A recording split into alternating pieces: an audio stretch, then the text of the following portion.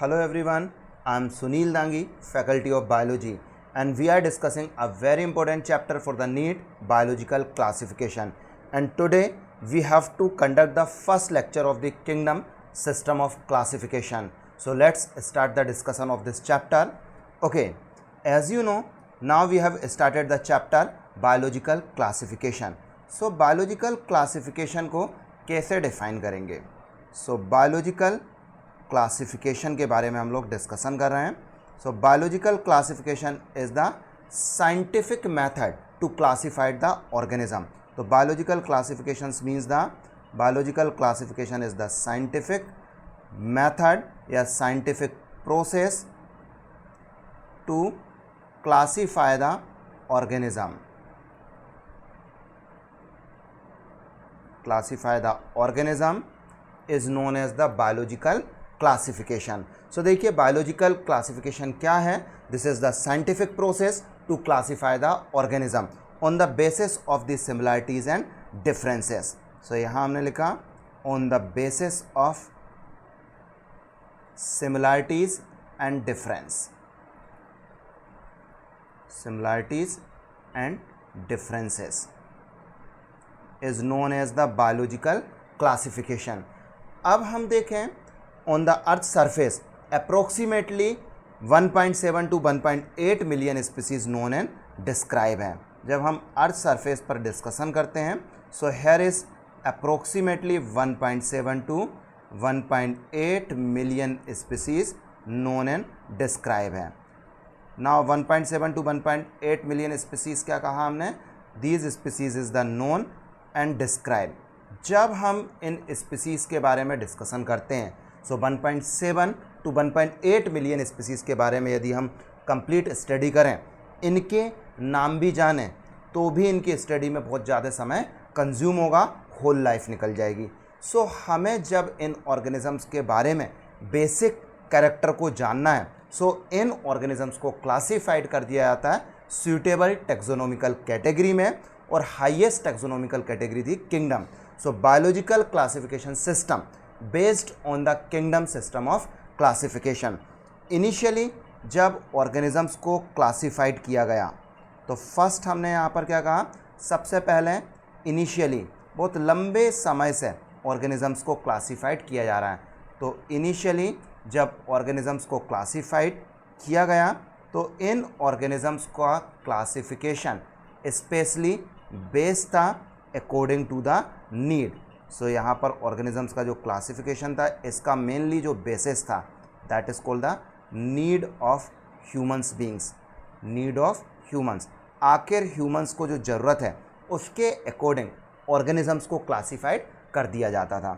जैसे suppose need of human से कहने का मतलब है if any organism is needed for the food, if organism needed for the shelter and needed for the other purpose. जैसे food के लिए उस ऑर्गेनिजम्स की ज़रूरत है, शेल्टर के लिए ज़रूरत है, या फिर किसी दूसरे पर्पस से उसकी ज़रूरत है. तो इस तरीके से इनिशियली ऑर्गेनिजम्स को क्लासिफाइड किया गया. लेकिन इनिशियल जब ऑर्गेनिजम्स को बेसिस ऑफ नीड जब क्लासिफाइड किया गया that was not fit to the scientific approach. ये बिल्कुल भी फिट नहीं था according to the scientific approach के अकॉर्डिंग. अब ऑर्गेनिजम्स को ज़रूरत लगी क्लासिफाइड करने की according to the scientific approach. क्यों ना ऑर्गेनिजम्स को साइंटिफिक अप्रोच के अकॉर्डिंग क्लासिफाइड कर दिया जाए. सो देन आफ्टर ऑर्गेनिजम्स को क्लासिफाइड किया गया on the basis of the, बाद में ये क्लासिफिकेशन का तरीका चेंज हुआ और इन ऑर्गेनिजम्स को क्लासिफाइड किया गया. और ऑर्गेनिजम्स आर क्लासिफाइड या क्लासिफिकेशन किया गया ऑन द बेसिस ऑफ, यहाँ पर डिफरेंट बेसिस को इंक्लूड किए गए. ये बेसिस क्या हो सकते हैं? Morphological character of organism, morphological character. And morphological character के बाद हम देखें that may be physiological character, और हम समझें morphological character, physiological character, anatomical character and evolutionary relationship.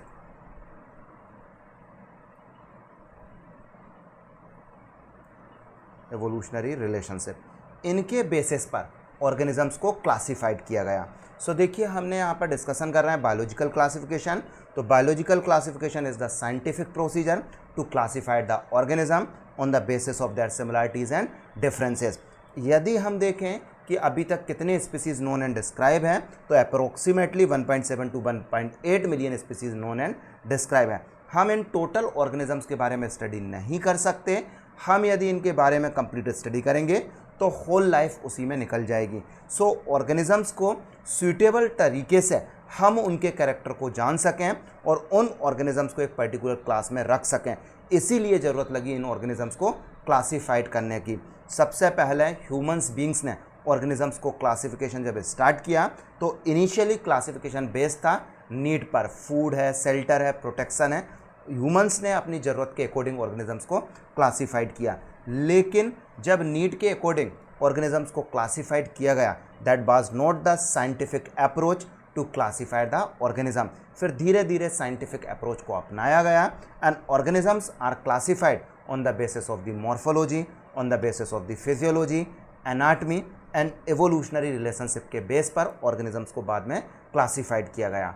Okay, now guys you have to understand the kingdom system of classification, क्योंकि जो chapter है biological classification completely based on the kingdom system of classification. So यहाँ पर different kingdom system of classification दिए गए।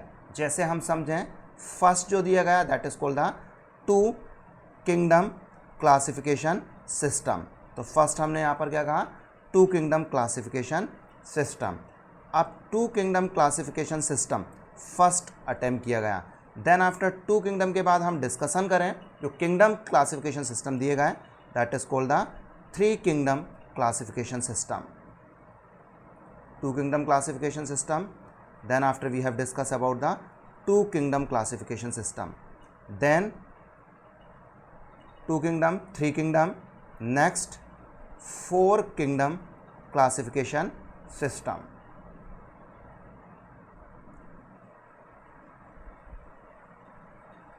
Next kingdom system of classification, that is the five kingdom classification system. Five kingdom classification system, and next the kingdom system of classification is the six kingdom classification system.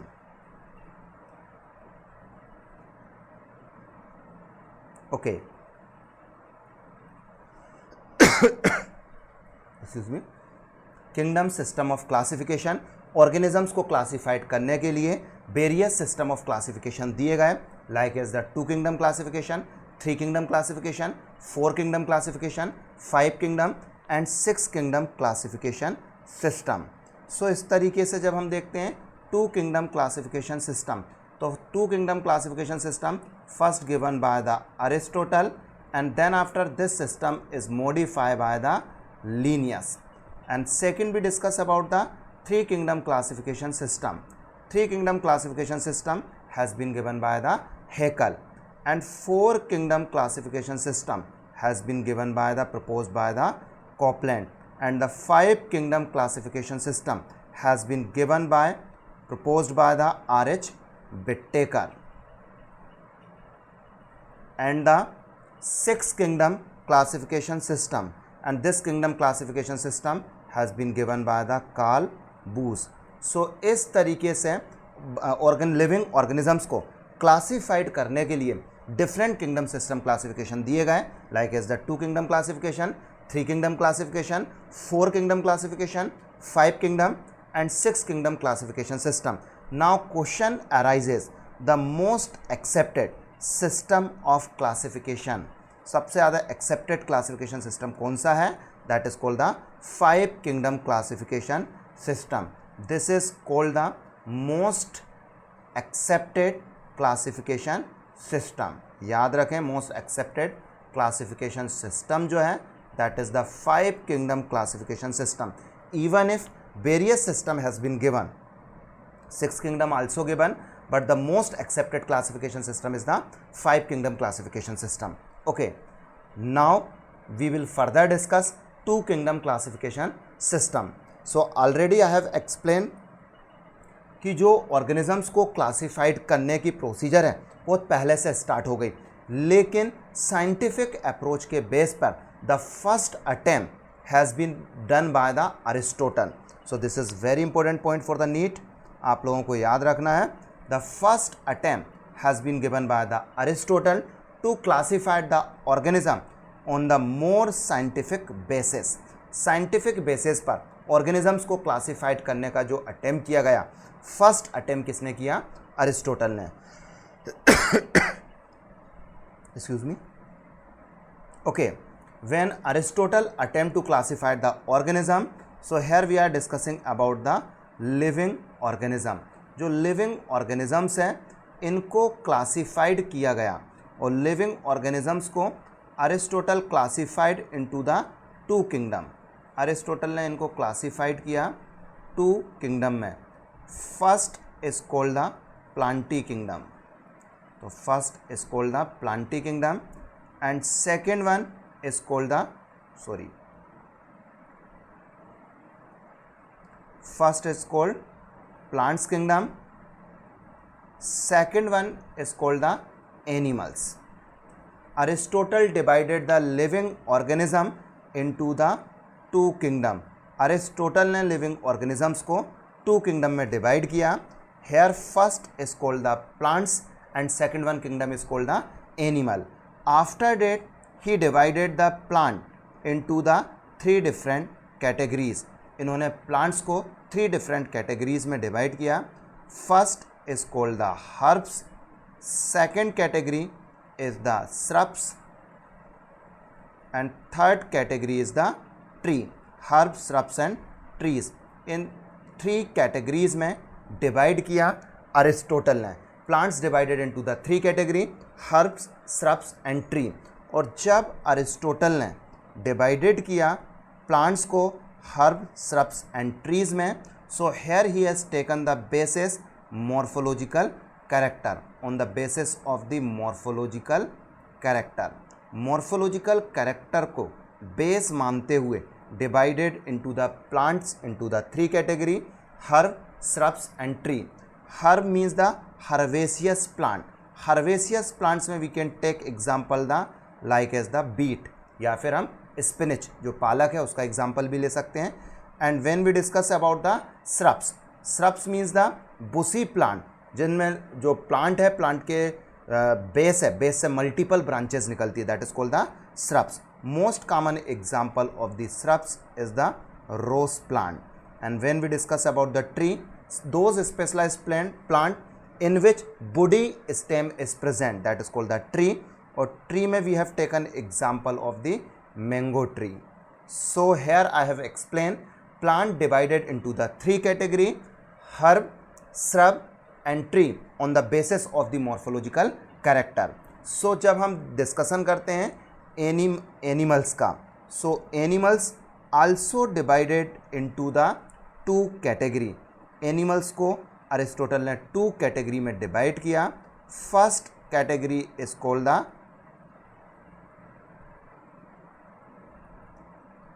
Enema and the second category is called the enaima. So here Aristotle divided the animals into the two category, anaima and enema. अब animals को जो divided किया गया, यहाँ पर इन्होंने जो criteria लिया on the basis of presence और absence of RBC, presence and absence of RBC, RBC की प्रेजेंस और एब्सेंस पर डिवाइड किया एनेमा और इनेमा में. सो इजीली आपको कंफ्यूज नहीं होना है. A4 याद रखें आप लोग, absent, those specialised organism where absent of RBC, ऐसे ऑर्गेनिज्म जिसमें आरबीसी एब्सेंट है.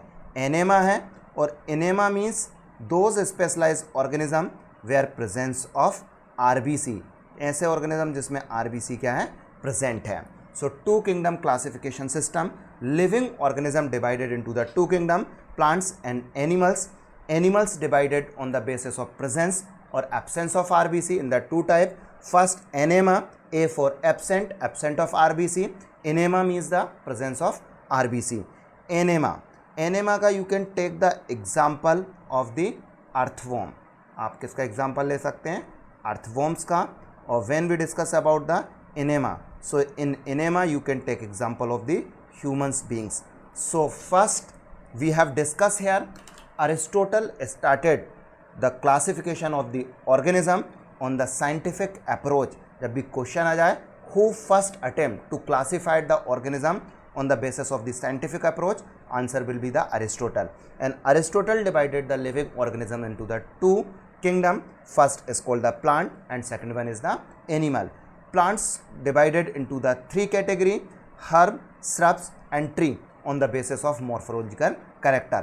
इन हर्ब बीट एग्जाम्पल है, श्रब्स में रोज एंड ट्रीज में mango plant. On the animal divided into the two category, anaima and enaima. Anaima a for absent of RBC, those specialised organism where RBC is absent. Earthworm, enaima that's means presence of RBC. So we have taken example of the humans beings.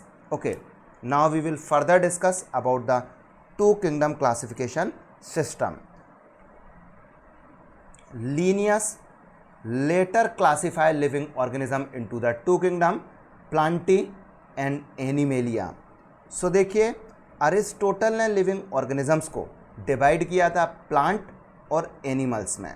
सो यहाँ हमने कहा plants में और animals में divide किया था Aristotle ने.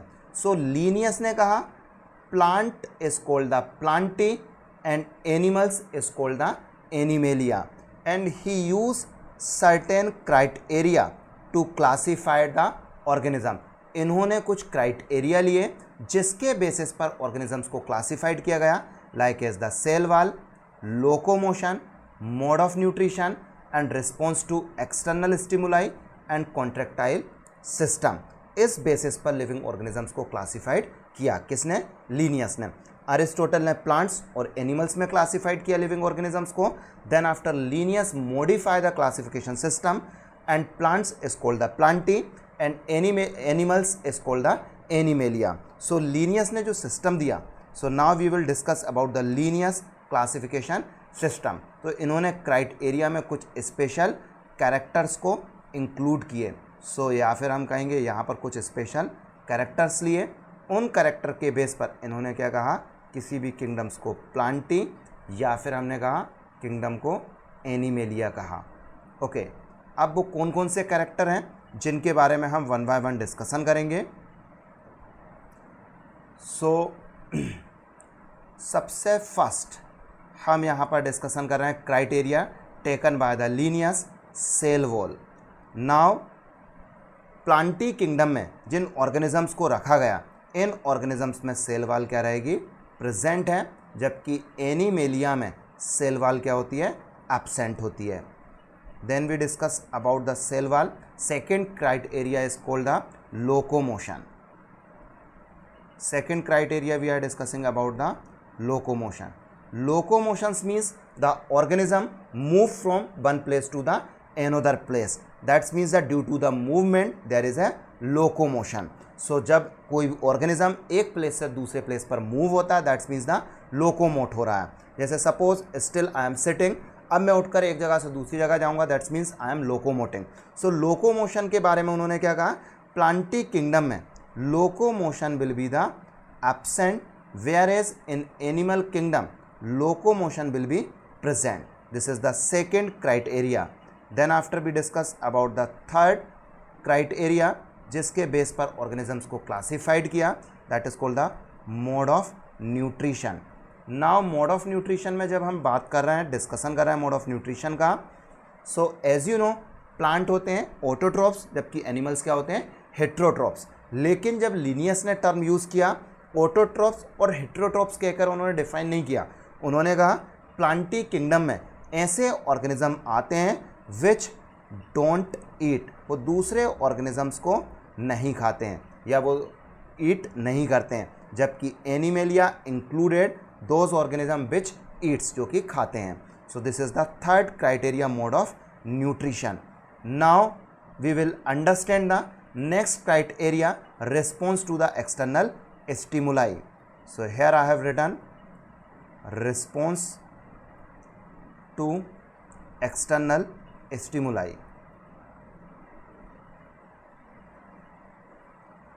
Okay, so देखिए plantae kingdom and animalia kingdom, already living world में मैं बता चुका हूँ, all the living organism whether they are the prokaryotes and the eukaryote, whether they are the unicellular and multicellular, says they always responds to the external stimuli. So plantae भी response करता है और animalia kingdom भी response करता है, but plantae kingdom shows the response is the slow response, whereas the animalia kingdom shows the response fast.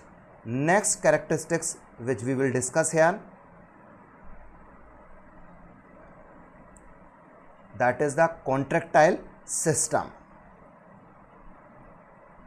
Now when we are discussing about the contractile system, so in the plantae kingdom contractile system is absent, क्योंकि contractile system related to the locomotion, जो कि specially contraction and relaxation होगा, जो कि Plantae kingdom में क्या है, absent है, जबकि एनिमेलिया में contractile system is the present. So here we have discuss about the criteria. On the basis of that criteria, Linnaeus divided the living organism into the two kingdom, Plantae and Animalia. So यहाँ पर first criteria is the cell wall, which is absent in the which is present in the Plantae kingdom and absent in the Animalia. Second criteria is the locomotion. Plantae kingdom don't shows the locomotion, Animalia shows the locomotions. And mode of nutrition, Plantae don't eat, whereas Animalia eat. Next character, response to the external stimuli. So Plantae kingdom shows the slow response, whereas Animalia shows the fast response. Next character is the contractile system, which is absent in the Plantae, which is present in the Animalia. Now you have to understand the example of the Plantae and Animalia, which is given by the Linnaeus. तो अब हम यहाँ पर next क्या discussion कर रहे हैं, example of organisms. क्या देखेंगे हम, एग्जाम्पल ऑफ ऑर्गेनिज्म. कौन कौन से ऑर्गेनिजम्स प्लांटी और एनिमेलिया में आते हैं according to the two system of classification. लेकिन आज कौन सा सिस्टम चल रहा है, 5 kingdom system of classification accepted है. सो इसके अकॉर्डिंग हम देखें, सो प्लांटी में हम इंक्लूड करते हैं algae, bryophytes, pteridophytes, gymnosperm and angiosperm. इसके अलावा प्लांटी में ही इंक्लूड किए गए थे बैक्टीरिया एंड फंजाई को, जो कि अब 5 किंगडम के according bacteria comes under the monera kingdom and fungi is a individual और separate kingdom. Okay, now understand the example in the animalia. Animalia में स्पेशली इंक्लूड किए गए इन वर्टिब्रेट्स एंड वर्टिब्रेट्स को, invertebrates and vertebrates, and also included the protozoa. Animalia में include किया गया था two kingdom में प्रोटोजोआ को, but protozoa is the unicellular organism. Now it is placed into the protista kingdom. So this is the kingdom system of the two kingdom. So देखिए, जो to kingdom था काफ़ी लंबे समय तक एक्सेप्टेड रहा, लेकिन बाद में इस किंगडम सिस्टम क्लासिफिकेशन क्या हो गया, फेल हो गया, क्योंकि इस किंगडम सिस्टम में कई ड्रॉबैक थे, कमियां थी, क्योंकि ये सिस्टम डिफ्रेंशिएट नहीं कर सका. This system does not distinguish between the, ये सिस्टम फेल हो गया क्योंकि ये सिस्टम डिस्टिंग्विश नहीं करता, अंतर नहीं बताता है between the unicellular and multicellular organisms के बीच में. That's means unicellular and multicellular organism place in the same kingdom. So इसीलिए सिस्टम फेल होगा. जैसे हम यहाँ पर लें एग्जाम्पल यूनिसेलुलर ऑर्गेनिजम्स का, तो यूनिसेलुलर में क्या आ गया, प्रोटोजोआ. तो मल्टीसेलुलर में हम देखें there is a vertebrates and invertebrates. तो यहाँ पर ये सिस्टम यूनिसेलुलर और मल्टीसेलुलर में डिफ्रेंशिएट नहीं करता है, दोनों को एक साथ प्लेस कर दिया गया, इसके रीज़न को भी क्लियरिफाई नहीं करता, तो ये सिस्टम फेल होता गया. साथ में ये सिस्टम डिफ्रेंशिएट नहीं कर सका किस किस के बीच में, prokaryotic organism and eukaryotic organisms के बीच में. जैसे prokaryotic organism that is called the bacteria, and we discuss about the eukaryotic organism, so like as the algae, fungi bryophyte, pteridophyte, gymnosperm, angiosperm. यहाँ पर प्रोकैरियोटिक ऑर्गेनिजम्स को eukaryotic organisms के साथ place कर दिया गया। दैट इज़ वाई ये system fail होता हुआ दिखाई दिया। साथ में ये सिस्टम क्लियरिफाई नहीं कर सका, डिफरेंशिएट नहीं कर सका between the photosynthetic and non photosynthetic organism. Photosynthetic organism that is called the green algae. हमने यहाँ पर क्या कहा, ग्रीन एल्गी है, ब्रायोफाइट्स है, टेरिडोफाइट्स है, जिम्नोस्पर्म है, एंजियोस्पर्म्स है। Photosynthetic and non photosynthetic organism, non photosynthetic is the fungi. So इन सबको एक साथ प्लेस कर दिया गया है प्लांटी किंगडम में, जो कि बिल्कुल भी साइंटिफिक अप्रोच के अकॉर्डिंग आज के युग में बिल्कुल भी ठीक नहीं है, क्योंकि अब fungi is the separate kingdom. So that is why two kingdom classification system is completely fail. So जब two kingdom classification system fail हुआ, यहाँ जरूरत लगी क्यों ना एक नया सिस्टम दिया जाए। सो देन आफ्टर एक साइंटिस्ट आए, scientist name was the Haeckel. So here I have told the scientist name is the Haeckel, who suggested the third kingdom as a protista. उन्होंने थर्ड किंगडम के तौर पर introduce कराया protista को, और protista में हम इंक्लूड करते हैं ऑल यूनिसेलुलर माइक्रो ऑर्गेनिज्म। जितने भी यूनिसेलुलर माइक्रो ऑर्गेनिजम्स हैं all comes under the protista. और हेकल ने कहा कि specially in the protista kingdom we include mostly aquatic organism, mostly unicellular eukaryotic organism, mostly unicellular eukaryotic organisms. इसमें हम specially protista में इंक्लूड करते हैं मोस्टली क्या रहेंगे, यूनिसेलुलर यूकैरियोटिक ऑर्गेनिजम्स रहेंगे, जिसे कहाँ रख दिया जाएगा, प्रोटिस्टा किंगडम में। सो इस तरीके से जब हेकल ने लिविंग ऑर्गेनिजम्स के लिए दिया three kingdom system of classification, उसके अकॉर्डिंग जितने भी लिविंग ऑर्गेनिजम्स हैं इन्हें डिवाइड कर दिया गया थ्री किंगडम्स में। सो वो थ्री किंगडम्स कौन कौन से हैं, देखिए ऑलरेडी टू किंगडम्स पहले ही दिए जा चुके थे, प्लांटी और एनिमेलिया। इन्होंने थर्ड किंगडम के तौर पर इंट्रोड्यूस कराया किसको, प्रोटिस्टा को। तो इन्होंने इंट्रोड्यूस कराया किसको, प्रोटिस्टा को, जबकि ऑलरेडी टू किंगडम में दिए जा चुके थे Plantae and animalia. Already explain the plantae and animalia. इन्होंने इंट्रोड्यूस कराया किसको, प्रोटिस्टा को। और प्रोटिस्टा में स्पेशली किसको प्लेस किया इन्होंने, मोस्टली यूनिसेलुलर यूकैरियोटिक ऑर्गेनिज्म। लेकिन थ्री किंगडम में गलती क्या हो गई, जब इन्होंने कहा all unicellular organism. All unicellular means the ये डिफ्रेंशिएट नहीं कर सके किसमें, प्रोकैरियोटिक ऑर्गेनिजम्स में एंड यूकैरियोटिक ऑर्गेनिजम्स में। प्रोकैरियोटिक और यूकैरियोटिक दोनों को ही इन्होंने कहाँ रख दिया, प्रोटिस्टा में। दैट्स मीन्स इन्होंने प्रोटिस्टा किंगडम में प्लेस कर दिया लाइक एज द बैक्टीरिया, है ना, और जो यूनिसेलुलर फंजाई है, स्लाइम मोल्ड्स है, प्रोटोजोआ है,